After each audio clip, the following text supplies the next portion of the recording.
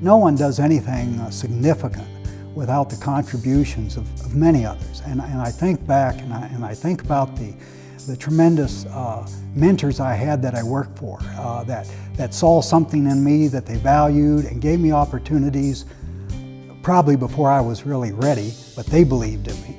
Even if you're the leader, you're still just one more cog in the wheel, and so all those people, both above me and below me and beside me, were all instrumental in anything that I've achieved myself.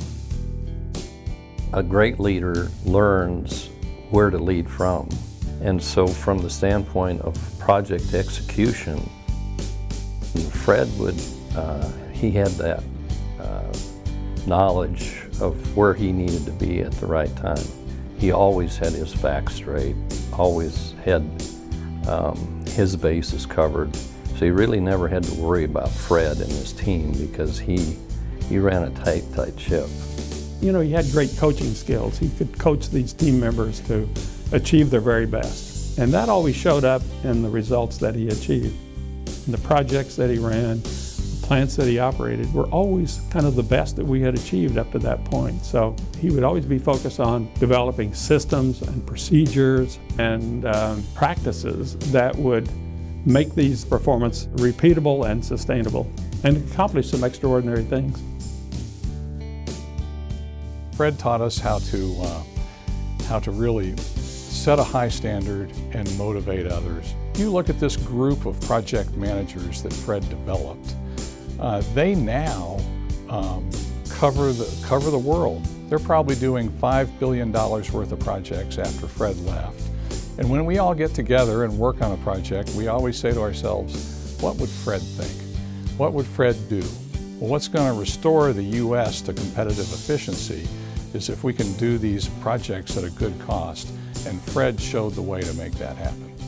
Fred cared a lot about the people he worked for. He cared deeply about his family, and you could tell that because he took care of them. And he would never ask for anything, you know, himself. He was very selfless, and it wasn't ever about Fred Stiers.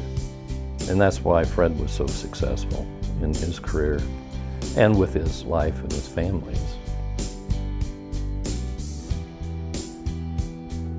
Kansas State College of Engineering Hall of Fame has some tremendous examples of outstanding contributors to the field of engineering. But I truly believe that Fred is worthy of that recognition, and his achievements and his contributions to engineering at Conoco make him deserving of that prestigious honor.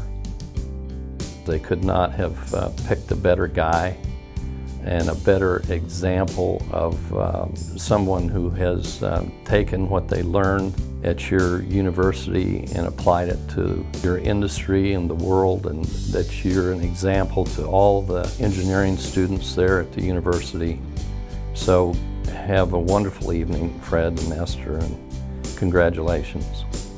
His legacy lives on through the people and through his values. This is a well-deserved honor. It's well-deserved for all you've accomplished, for all that you've taught each and every one of us, and for the honor you have brought to the great Kansas State University. Congratulations.